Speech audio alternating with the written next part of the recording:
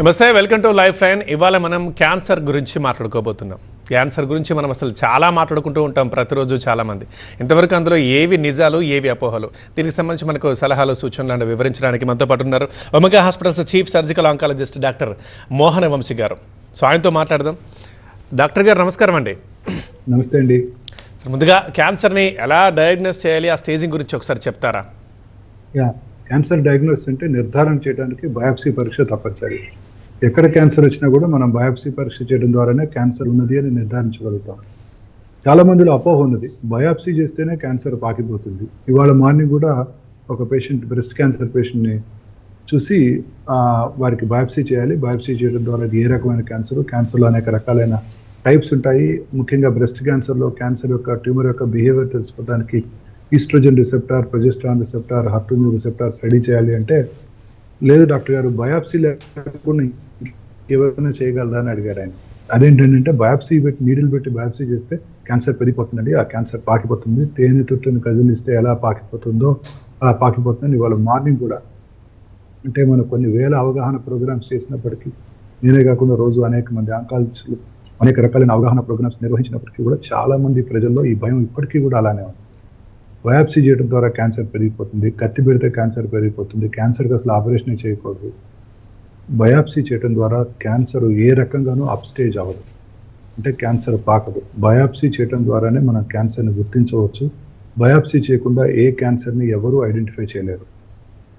అలాగే cancer surgery మీద కూడా అపోహలు ఉన్నాయి. అంటే క్యాన్సర్కి సర్జరీ చేయాలనగానే కత్తి పెడితే క్యాన్సర్ పెరిగిపోతుంది అంటారు. ఇదే ప్రిన్సిపల్ అన్నమాట. ఏ క్యాన్సర్ అయినా సరే అర్లీ స్టేజ్లో గుర్తించినట్లయితే సర్జరీ చేయడం ద్వారానే మనం దాన్ని క్యూర్ చేయవచ్చు. ఇంకా ఏ ఇతర చికిత్స ద్వారా కూడా క్యూర్ చేయలేము. కొన్ని హిమటలాజికల్ మెలిగ్నెన్సీస్ ఉంటాయి, బ్లడ్ క్యాన్సర్స్ అంటుంటాం కొలోక్యల్గా. అవిటిని కీమోథెరపీ ద్వారాను, ఇమ్యూనోథెరపీ ద్వారాను వాటిని క్యూర్ చేయడానికి అవకాశం ఉంది. కానీ అన్ని రకాల క్యాన్సర్స్కి కూడా మనం బయాప్సీ చేయడం ద్వారానే క్యాన్సర్ని గుర్తించవచ్చు. క్యాన్సర్కి సర్జరీ చేయాలన్నా కూడా సర్జరీ చేయడం ద్వారానే మనం క్యాన్సర్ని పూర్తిగా క్యూర్ చేయడానికి అవకాశం ఉంటుంది. ఈ మధ్య కాలంలో బయాప్సీలో కూడా అనేక నూతన అడ్వాన్సెస్ అందుబాటులోకి వచ్చాయి. అందులో ముఖ్యమైనది లిక్విడ్ బయాప్సీ. అంటే కొన్నిసార్లు ఇన్యాక్సెసిబుల్ లొకేషన్ అంటే ఉదాహరణకు లంగ్లో ఎక్కడో క్యాన్సర్ వస్తుంది, చివర ఒక కార్నర్లో. సిటీ స్కాన్ ద్వారా మనం దాన్ని బయాప్సీ చేయలేకపోతున్నాము, లేకపోతే ఇంపార్టెంట్ బ్లడ్ వెసల్స్ పక్కన ఆనుకొని ఉన్నవి, అలాగే బ్రాంకోస్కోపీ ద్వారా దాన్ని యాక్సెస్ చేయలేకపోతున్నాము. సో అలాంటి వాళ్ళకి లిక్విడ్ బయాప్సీ చాలా యూస్ఫుల్గా ఉంటుంది. లిక్విడ్ బయాప్సీ అంటే మన పేషెంట్ యొక్క బ్లడ్ని సేకరించి, జస్ట్ 10 ml ఆఫ్ బ్లడ్ సేకరించి, మనకు తెలుసు బ్లడ్లో మిలియన్స్ ఆఫ్ ఆర్బీసీ ఉంటాయి, డబ్ల్యూబీసీ ఉంటాయి, ప్లేట్లెట్స్ ఉంటాయి. అవే కాకుండా ఐదు నుంచి 10, 20 సర్క్యులేటింగ్ ట్యూమర్ సెల్స్ కూడా ఉంటాయి. ఆ సర్క్యులేటింగ్ ట్యూమర్ సెల్స్ని ఐడెంటిఫై చేసే టెక్నాలజీ మనకి ఇప్పుడు మన హైదరాబాద్లోనే అందుబాటులోకి వచ్చింది. అంటే పేషెంట్ యొక్క బ్లడ్ సేకరించి, 10 ml ఆఫ్ బ్లడ్ సేకరించి ఆ సర్క్యులేటింగ్ ట్యూమర్ సెల్స్ని ఐడెంటిఫై చేయడం ద్వారా క్యాన్సర్ ఉంది చాలా ఈజీగా చెప్పవచ్చు. చాలాసార్లు మనం చూస్తూ ఉంటాము, క్యాన్సర్ ట్రీట్మెంట్ అయిపోయింది, 4 years అయిపోయింది, ఇప్పుడు కొత్తగా పెట్ సిటీ స్కాన్ చేశాము, అందులో ఒక చిన్న నాడ్యూల్ కనబడుతుంది, దాన్ని బయాప్సీ చేయడానికి యాక్సెసిబుల్ అవ్వలేదు. సింపుల్ సర్క్యులేటరీ ట్యూమర్ సెల్స్ని మనం ఐడెంటిఫై చేసి క్యాన్సర్ ఉంది లేదు ఈజీగా చెప్పవచ్చు. చాలాసార్లు ఈ ప్రాబ్లమ్ ఫేస్ చేసినప్పుడు this will solve the problem అన్నమాట. అలాగే సర్క్యులేటింగ్ ట్యూమర్ సెల్స్ని ఐడెంటిఫై చేయడంతో పాటు ఆ సర్క్యులేటింగ్ ట్యూమర్ సెల్స్ని ల్యాబ్లో, ఇన్విట్రోలో గ్రో చేసి అది ఏ రకమైన యాంటీ క్యాన్సర్ డ్రగ్కి రెస్పాండ్ అవుతుందో తెలుసుకునే ఫెసిలిటీస్ కూడా ఇప్పుడు అందుబాటులోకి వచ్చాయి. దీన్నే research genetic cancer centre lab అంటారు. ఇంట్లో సర్క్యులేటింగ్ ట్యూమర్స్ని వాళ్ళు ల్యాబ్లో గ్రో చేస్తారు. గ్రో చేసి ఏ రకమైన క్యాన్సర్ ట్రీట్మెంట్కి లొంగుతుందో కూడా తెలుసుకోగలుగుతున్నాం. అలాగే మనం ఇందాక సేకరించిన 10 ml బ్లడ్లో సర్క్యులేటింగ్ ట్యూమర్ సెల్స్తో పాటు సర్క్యులేటింగ్ ట్యూమర్ ఫ్రీ డిఎన్ఏ కూడా ఉంటుంది. ఆ డిఎన్ఏని మనం ఐసోలేట్ చేసి, ఆ డిఎన్ఏని అనలైజ్ చేసి, కాంప్రహెన్సివ్ జెనోమిక్ ప్రొఫైలింగ్ చేసి ఏ జెనెటిక్ మ్యూటేషన్ వల్ల ఈ క్యాన్సర్ వచ్చిందో తెలుసుకునే ఫెసిలిటీస్ కూడా ఇప్పుడు అందుబాటులోకి వచ్చాయి. ఇప్పుడు మన బాడీలో 22,000 ప్రోటాన్ కోడింగ్ జీన్స్ ఉన్నాయి. అందులో scientist have identified about 500 to 600 onco jeans. అంటే ఈ 22,000 ప్రోటాన్ కోడింగ్ జీన్స్లో ఒక 500 నుంచి 600 క్యాన్సర్ కారక జన్యువులను ఐడెంటిఫై చేశారు. ఈ క్యాన్సర్ కారక జన్యువులు, వాటిలో వచ్చే మ్యూటేషన్ ద్వారా క్యాన్సర్ వస్తుంది అని ఇప్పుడు సైంటిస్టులు గట్టిగా నమ్ముతున్నారు. సో ఆ మ్యూటేషన్ మనం కనుక ఐడెంటిఫై చేయగలిగితే, ఆ మ్యూటేషన్ని టార్గెట్ చేసే మందులు ఏమన్నా ఉన్నట్టయితే ఆ క్యాన్సర్ని సింపుల్ ఆ ట్యాబ్లెట్స్తోనే కంట్రోల్ చేయడానికి అవకాశం ఉంది. ఉదాహరణ లంగ్ క్యాన్సర్ తీసుకున్నాం, ఎడినోకార్సినోమా ఆఫ్ లంగ్. వీటిలో ఇప్పుడు స్పెషల్ టెస్ట్లు చేసుకొని జెనెటిక్ మ్యూటేషన్ టెస్ట్ చేసుకొని ఇప్పుడు మనకి సామాన్యంగా అందుబాటులోకి వచ్చేసాయి ఇవన్నీ. వీటిని చేసుకొని ఆ జెనెటిక్ మ్యూటేషన్ పాజిటివా కాదా కనుక ఉన్నట్టయితే ఆ టాబ్లెట్ ఇవ్వడం ద్వారా 4th stage lung cancer patient కూడా ఇంటి దగ్గరే ఉంటూ కీమోథెరపీ కూడా అవసరం లేకుండా చాలా కాలం బ్రతికే అవకాశాలు ఏర్పడ్డాయి. సో ఇట్లా అనేక రకాలైన మార్పులు ఇప్పుడు మనకి బయాప్సీ అలాగే ఇంట్లో వచ్చాయి, డయాగ్నోసిస్ లో అందుబాటులోకి వచ్చాయి. దీంతో పాటు ఇప్పుడు స్టేజింగ్ లో కూడా అనేక రకాలైన నూతన టెక్నాలజీ మనకు అందుబాటులో వచ్చింది. అన్నిటికీ కూడా ముఖ్య కారణం ఆర్టిఫిషియల్ ఇంటెలిజెన్స్ పవర్డ్ మెషిన్స్ అన్నమాట. ఈ ఆర్టిఫిషియల్ ఇంటెలిజెన్స్ కృత్రిమ మేధస్సుతో కూడిన మెషిన్స్ చాలా ఎఫిషియెంట్ గా పనిచేస్తాయి, చాలా ఫాస్ట్ గా థింక్ చేస్తాయి, ఫాస్ట్ గా పని చేయగలుగుతాయి. హ్యూమన్ బ్రెయిన్ కన్నా చాలా వేల రెట్లు అవి వేగంగా పనిచేస్తుంటాయి. సో ఈ ఏఐ పవర్డ్ ఇన్స్ట్రుమెంట్స్ అన్ని కూడా ఉదాహరణకి పెట్ సిటీ స్కాన్ మనం రెగ్యులర్ గా వింటున్నాం. గత 16 సంవత్సరాలుగా మనకి హైదరాబాద్ లో అందుబాటులో ఉంది పెట్ సిటీ స్కాన్. ఈ అనలాగ్ పెట్ సిటీ స్కాన్స్ తో మనం రెగ్యులర్ గా పెట్ సిటీ చేసుకొని స్టేజింగ్ చేసుకుంటున్నాం ప్రతి cancer patient.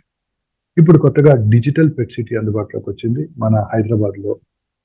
Omega hospital Gachibowli facilities లో మొట్టమొదటిసారిగా సౌత్ ఇండియాలో ఈ డిజిటల్ పెట్ సిటీ అందుబాటులోకి వచ్చింది, AI power digital PET CT. దీనివల్ల అడ్వాంటేజ్ ఏంటంటే అతి తక్కువ రేడియేషన్ తో ఈ పెట్ సిటీ స్కాన్ కంప్లీట్ చేయగలుగుతున్నాం. The main problem with CT scan, PET CT scans amount of radiation exposure by these patients. ఉదాహరణకి అనలాగ్ పెట్ సిటీ స్కాన్స్ తో అంటే కన్వెన్షనల్ పెట్ సిటీ స్కాన్స్ తో ఒక పర్సన్ కి అబౌట్ 22 to 24 మిల్లీ సివరెట్స్ రేడియేషన్ వచ్చినట్టయితే less than అంటే 10 milli సివరెట్స్ dose తోనే ఈ ప్రొసీజర్ ని మనం ఈ డిజిటల్ పెట్ సిటీ స్కాన్ తో కంపేర్ చేయవచ్చు. డిజిటలైజేషన్ ద్వారా వచ్చిన ఇంకొక గ్రేటెస్ట్ అడ్వాంటేజ్ ఏంటంటే సెన్సిటివిటీ. అంటే అతి చిన్న లీషన్స్ కూడా మనం ఐడెంటిఫై చేయగలుగుతాం. అలాగే ఎక్స్పోజర్, రేడియేషన్ ఎక్స్పోజర్ బాగా తక్కువ ఉండడంతో పాటు అక్విజిషన్ టైం అంటే మామూలుగా అనలాగ్ పెట్ సిటీ మనం చేయడానికి 10 to 15 minutes పట్టినట్టయితే ఇక్కడ 3 to 4 minutes లోనే కంప్లీట్ స్కానింగ్ కంప్లీట్ అయిపోతుంది. ఎందుకంటే AI powered. At the same time మనం సిటీ స్కాన్ పెట్ స్కాన్ రెండు రన్ చేయగలుగుతాం. తద్వారా ఎక్విజిషన్ టైం తగ్గిపోతుంది, రేడియేషన్ ఎక్స్పోజర్ తగ్గిపోతుంది, అలాగే ఇవ్వవలసిన రేడియో యాక్టివ్ మెటీరియల్ కూడా క్వాంటిటీ తగ్గిపోతుంది. మామూలుగా మనం 10 to 12 మిల్లీక్యూరీస్ ఆఫ్ ఎఫ్డిజి ఇవ్వవలసినట్టయితే ఇక్కడ 3 మిల్లీక్యూరీస్ ఎఫ్డిజితోనే మనం ఈ స్కాన్ కంప్లీట్ చేయగలుగుతాం. అంటే అన్ని రకాలుగా ఈ డిజిటల్ పెట్ సిటీ మనకి అడ్వాంటేజెస్ అనమాట. రేడియేషన్ డోస్ తగ్గిపోతుంది, చాలా చిన్న చిన్న లీజన్స్ కూడా మనం ఐడెంటిఫై చేయగలుగుతాము, అండ్ స్కాన్ టైం చాలా ఫాస్ట్ గా తొందరగా ముగిస్తాము. తద్వారా amount of radio active agent injection కూడా తగ్గిపోతుంది. కానీ మనందరికీ తెలుసు పెట్ సిటీ స్కాన్ అన్ని చోట్ల అక్యురేట్ కాదు. అంటే సిటీ స్కాన్ కి లిమిటేషన్స్ ఉన్నాయి. ఉదాహరణకి బ్రెయిన్ లో MRI scan is far superior to CT scan. అలాగే ఎక్స్ట్రిమిటీ లీజన్స్ కాళ్ళలో కానీ చేతుల్లో కానీ ట్యూమర్స్ వచ్చినట్టయితే అక్కడ ఎంఆర్ఐ చాలా యూస్ఫుల్ గా ఉంటుంది. అలాగే రిట్రోపెరిటోనియం అంటే మన పెరిటోనియం వెనకాల భాగంలో ఉండే structures, pancreas, adrenal glands, kidney tumours, వీటిలో MRI is much more useful and అంటే ఎఫెక్టివ్ గా మనకి అనటామీ ఆఫ్ ద ట్యూమర్ ని మనకి కమ్యూనికేట్ చేస్తుంది. అలాగే పెల్విస్ అంటే పొట్ట కింది భాగంలో స్త్రీలలో ఓవేరియన్ క్యాన్సర్స్ కానివ్వండి, మగవాళ్ళలో వచ్చే ప్రాస్టేట్ క్యాన్సర్స్ లో కానివ్వండి, MRI is far superior to CT scan. But ఎంఆర్ఐలో మనకి ఈ మెటబాలిక్ యాక్టివిటీ తెలుసుకునే ఫెసిలిటీ లేదు. So first time in India digital PET MR మనం హైదరాబాద్ గచ్చిబౌలి ఫెసిలిటీస్ లో అందుబాటులోకి తీసుకొచ్చాం. ఈ డిజిటల్ పెట్ ఎంఆర్ ద్వారా అసలు రేడియేషన్ ఎక్స్పోజర్ చాలా మినిమైజ్ చేయబడుతుంది. ఎందుకంటే ఎంఆర్ఐలో అసలు రేడియేషన్ ఎక్స్పోజరే లేదు. Only the amount of contrast we inject, అదే radioactive material what we inject, that is about 3 to 4 millicuries. అంటే అతి తక్కువ. అంటే అనలాగ్ పెట్ సిటీ స్కాన్ తో కంపేర్ చేసినట్టయితే 85 to 90% డోస్ తగ్గిపోతుంది. అంటే on an average CT scan chest కన్నా అతి తక్కువ రేడియేషన్ ఎక్స్పోజర్ తో హోల్ బాడీ డిజిటల్ పెట్టమార్ చేయగలుగుతున్నారు. దట్టు ఆర్టిఫిషియల్ ఇంటెలిజెన్స్ పవర్ కాబట్టి మిగతా ఎంఆర్ఐస్ తో పోల్చినట్టయితే ఎంటైర్ బాడీ స్కానింగ్ మన 20 to 21 minutes లో కంప్లీట్ చేయడానికి అవకాశం ఉంది. అంటే పెట్ ఎంఆర్ అంటే MRI scan of the whole body and PET CT scan of the whole body, digital PET MR మనం 20 minutes లో కంప్లీట్ చేయగలుగుతున్నాం. సో ఈ డిజిటల్ పెట్ ఎంఆర్ మనకి క్యాన్సరస్ ట్యూమర్స్ యొక్క స్టేజింగ్ ని పూర్తిగా ప్రాక్టీస్ అంతా మార్చివేసే టెక్నాలజీ ఇది. ప్రతి ఉదాహరణకి brain tumour patient post operative లేదా పోస్ట్ రేడియోథెరపీ తర్వాత మనం ట్రీట్ చేస్తున్నాము, అదే సిమ్టమ్స్ చూస్తున్నాము. ఎంఆర్ఐ చేసినట్టయితే ట్యూమర్ ఉన్నది లేనిది, లేదా అది ట్యూమర్ వైబుల్ ట్యూమరా అంటే బ్రతికి ఉన్న క్యాన్సర్ కణజాలమా లేదా డెడ్ టిష్యూవా, ఎంఆర్ఐలో చాలా కరెక్ట్గా మనం ఐడెంటిఫై చేయలేము. డిజిటల్ PET-MRతో మనం చాలా పర్ఫెక్ట్గా వీటిని ఐడెంటిఫై చేయగలుగుతాం. అలాగే ప్రాస్టేట్ క్యాన్సర్స్ కరెక్ట్గా staging of the prostate cancers digital PET-MR digital PET-CT స్కాన్తో పోల్చినట్టయితే 5 to 6 times superior sensitivity ఉంటుంది.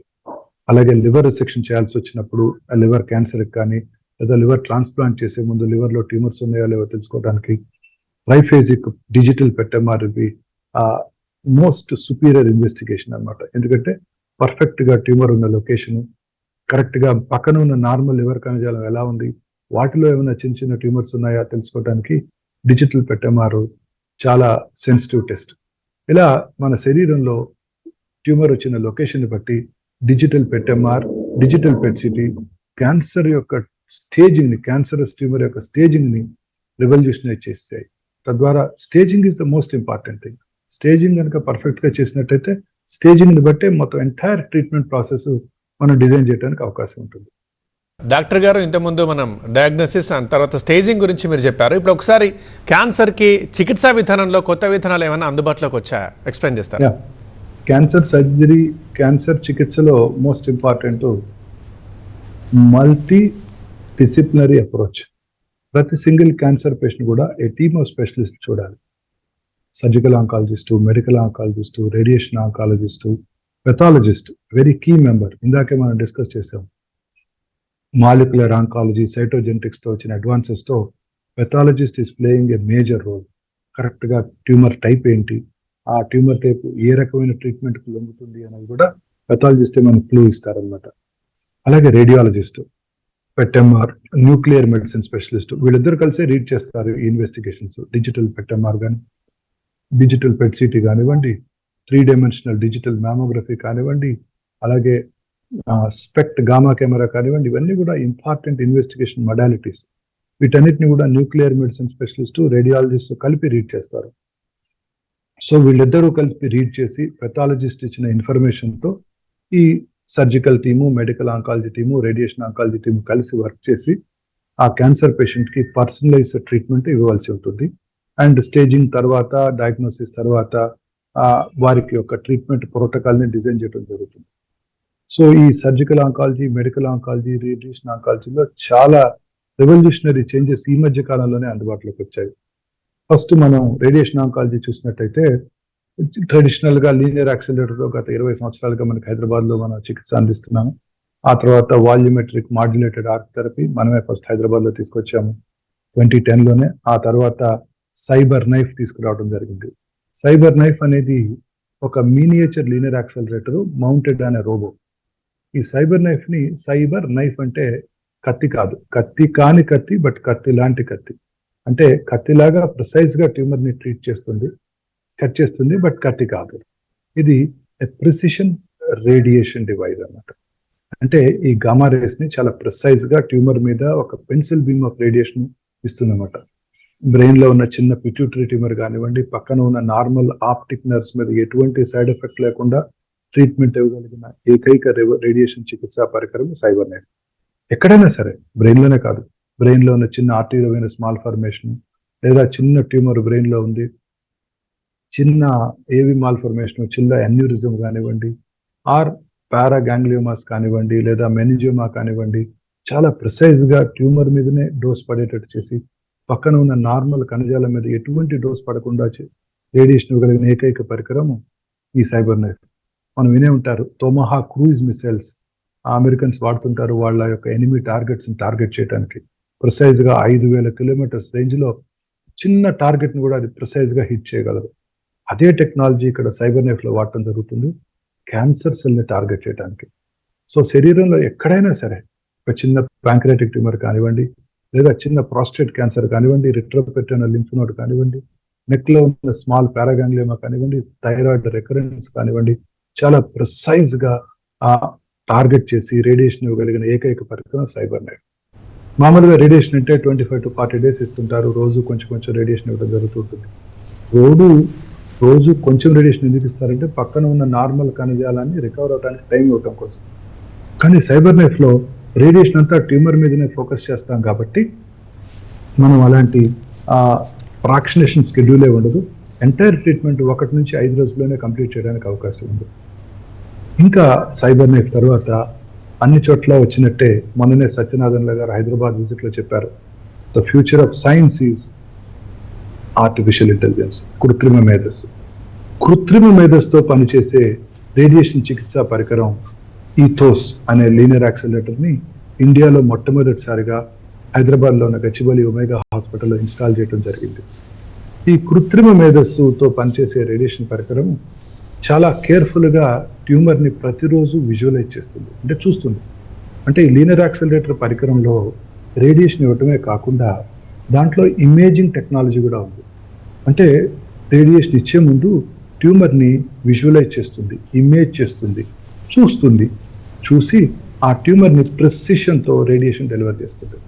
ఉదాహరణకు ఒక బ్రెయిన్ ట్యూమర్ ఉందనుకోండి, రేడియేషన్ ప్లానింగ్ చేసాము, ప్లానింగ్ చేసిన రోజు ట్యూమర్ సైజు 5.4 సెంటీమీటర్స్ ఉంది, చక్కగా ప్లాన్ చేశాము.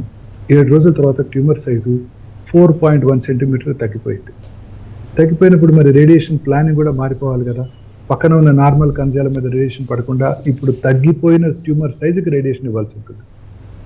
సో 5.4 సెంటీమీటర్ 4.1 సెంటీమీటర్ అయిపోయింది.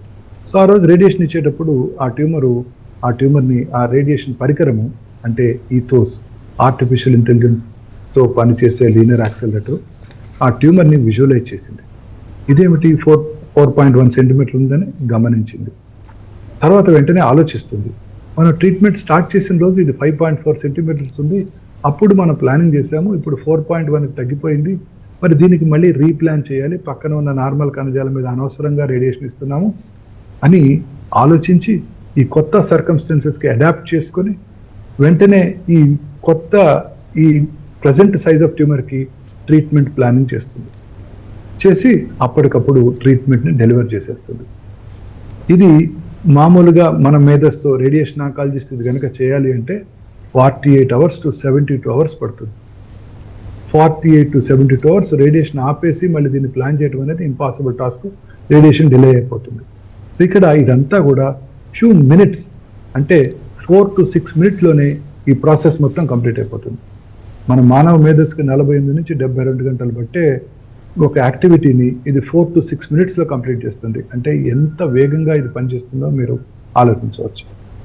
అలాగే గర్భసంచి ముఖద్వార క్యాన్సర్ ట్రీట్ చేస్తున్నాం. గర్భసంచి ముఖద్వారం ముందు యూరినరీ బ్లాడర్ మూత్రాశయం ఉంటుంది. గర్భసంచి ముఖద్వారం వెనకాల మలద్వారం ఉంటుంది. ఫర్ ఎగ్జాంపుల్ ఆ రోజు ఆ పర్టికులర్ పేషెంట్కి కాన్స్టిపేషన్ ఉండేది. సో రెక్టమ్ లోడెడ్గా ఉంది, మోషన్ పాస్ చేయలేదు ఆ రోజు ఆ పేషెంట్. రెక్టమ్ లోడెడ్గా ఉన్నప్పుడు దాని ముందు ఉన్న ట్యూమర్తో కూడిన గర్భసంచి ముఖద్వారాన్ని దాన్ని కొంచెం ముందుకు పుష్ చేస్తుంది. మరి మనం ట్రీట్మెంట్ కనుక పాత డైమెన్షన్స్లో కానీ పాత టార్గెట్ పాయింట్ కనుక డెలివర్ చేసినట్టయితే part of the tumour miss అయిపోతుంది రేడియేషను. అలాగే part of the radiation rectum మీద పడుతుంది, అంటే నార్మల్ ఆర్గన్ మీద పడుతుంది. రేడియేషన్ ఆంకాలజిస్ట్ ఇది మళ్ళీ ప్లాన్ చేయాలి అంటే 48 to 72 అవర్స్ పడుతుంది. ఈ లోపల కాన్స్టిపేషన్ కూడా రిలీఫ్ అయిపోతుంది. సో ఈ పరికరము అప్పటికప్పుడు దాన్ని ఇమేజ్ చేసి అదేమిటి రెక్టమ్ మన గర్భసంచి ముఖ ద్వారా ట్యూమర్ని కొంచెం పుష్ చేసింది, ఐడెంటిఫై చేసి ఆలోచించి కొత్త డైమెన్షన్స్కి ట్రీట్మెంట్ని ప్లాన్ చేసి డెలివర్ చేసేస్తుంది. రెక్టల్ క్యాన్సర్ ట్రీట్ చేస్తున్నాం, చాలా కామన్ క్యాన్సర్. ముందు యూరినరీ బ్లాడర్ ఉంటుంది, ఆ రోజు యూరిన్ పాస్ చేయకుండా లేకపోతే హాఫ్ బ్లాడర్ ఎంటీ అయి ఉంది, ఇంకా యూరిన్ పాస్ చేయకుండా రేడియేషన్ చికిత్స కోసం వచ్చేసారు ఆ పేషెంట్.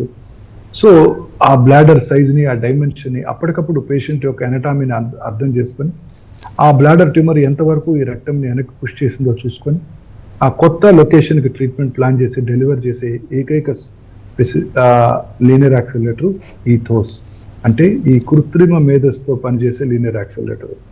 తద్వారా రేడియేషన్ ట్రీట్మెంట్ మనం ప్రిసైజ్గా డెలివర్ చేయగలుగుతున్నాము. పక్కన ఉన్న నార్మల్ కణజాలానికి ట్రీట్మెంట్ డోసు పూర్తిగా తగ్గిపోతుంది. తద్వారా ట్రీట్మెంట్ రిలేటెడ్ సైడ్ ఎఫెక్ట్స్ని పూర్తిగా మినిమైజ్ చేయగలుగుతాము. ట్రీట్మెంట్ని throughout the period tumour మీదనే మనము ప్రెసిషన్తో టార్గెట్ చేయడం ద్వారా ట్యూమర్కి radiation dose, tumour side dose ఎక్కువగా ఉంటుంది. తద్వారా పూర్తిగా క్యూర్ అవడానికి అవకాశం ఉంటుంది. సో సైడ్ ఎఫెక్ట్స్ తగ్గిపోవటమే కాకుండా డోసు పూర్తిగా ట్యూమర్ మీదనే కాన్సన్ట్రేట్ చేయడం వల్ల ట్యూమర్ యొక్క రెస్పాండ్ అయ్యే అవకాశాలు కూడా చాలా ఎక్కువగా ఉంటాయి మిగతా లీనియర్ యాక్సిలరేటర్తో కంపేర్ చేసినట్టయితే. And it all happens in a few minutes. నార్మల్గా మనం రేడియేషన్ చేయాలి అంటే ఇమేజ్ గైడెడ్ రేడియోథెరపీ కానీ ఇంటెన్సిటీ మాడ్యులేటెడ్ రేడియోథెరపీ కానీ 10 to 15 minutes పడుతుంది. ఇదే ఈ Ethos machine less than 2 to 3 minutesలోనే ఎంటైర్ ట్రీట్మెంట్ని కంప్లీట్ చేయగలుగుతుంది. సో పేషెంట్స్కి చాలా కంఫర్టబుల్గా ఉంటుంది. ప్రిసైజ్గా రేడియేషన్ డోస్ని డెలివర్ చేయడం జరుగుతుంది. పక్కన ఉన్న నార్మల్ కణజాలం మీద ఎటువంటి సైడ్ ఎఫెక్ట్స్ లేకుండా మనం రేడియేషన్ ఇవ్వగలుగుతాం. సో ఈ పరికరం ద్వారా పేషెంట్కి అనేక బెనిఫిట్స్ ఉంటాయి. శరీరంలో ఎక్కడైనా సరే బ్రెయిన్ దగ్గర నుంచి కాలు చిటికిన వేలు వరకు ఎక్కడ ట్యూమర్ వచ్చినా కూడా ఈ కృత్రిమ మేధస్సుతో కూడిన ఈ లీనియర్ యాక్సిలరేటర్ ద్వారా చాలా ప్రిసైజ్గా మనం రేడియేషన్ డెలివర్ చేయగలుగుతాం. సో ఇప్పుడు మనము ఒక స్టేజ్లో మనం వచ్చిన రీసెంట్ అడ్వాన్సెస్ అలాగే ట్రీట్మెంట్లో వచ్చిన రీసెంట్ అడ్వాంటేజెస్ మనం కనుక కంబైన్ చేసినట్టయితే బెనిఫిట్స్ ఇంకా బాగుంటాయి. అంటే డిజిటల్ పెట్సిటీతో కానీ లేదా డిజిటల్ పెట్ఎంఆర్తో కానీ స్టేజింగ్ చేసుకుని డిజిటల్ పెట్ఎంఆర్ లేదా డిజిటల్ పెట్సిటీ గైడెడ్ ప్లానింగ్ చేసుకుని అదే ట్రీట్మెంట్ని artificial intelligence powered linear accelerator ద్వారా కనుక మనం డెలివర్ చేసినట్టయితే అద్భుతమైన రిజల్ట్స్ మనం సాధించడానికి అవకాశం ఉంటుంది. సో ఇదంతా కూడా గత 2 to 3 yearsలో వచ్చిన revolutionary changes in cancer staging and cancer treatment for the first time in India మన హైదరాబాద్లో అందుబాటులోకి తీసుకొచ్చాం. So digital PET MR guided artificial intelligence powered radiation therapy లేదా digital PET CT guided artificial intelligence powered radiation therapy. దీని ద్వారా superior results ఉండబోతున్నాయి. ఇదే కాకుండా న్యూక్లియర్ మెడిసిన్లో ఇంకా అద్భుతమైన న్యూయర్ డెవలప్మెంట్స్ అందుబాటులోకి వచ్చాయి. వీటినే థెరానాస్టిక్స్ అంటారు. అంటే కొన్ని రేడియోయాక్టివ్ ఐసోటోప్స్ ద్వారా క్యాన్సర్ ట్రీట్మెంట్ చేసే కంప్లీట్ ఫెసిలిటీ థెరానాస్టిక్స్ అంటాం అన్నమాట. Right sir, thank you doctor Mohan Vamsi గారు. క్యాన్సర్ గురించి చాలా బాగా వివరించినందుకు థ్యాంక్ యూ. ఇది ఇవాల్టి లైఫ్ లైన్. చూస్తూనే ఉండండి TV9.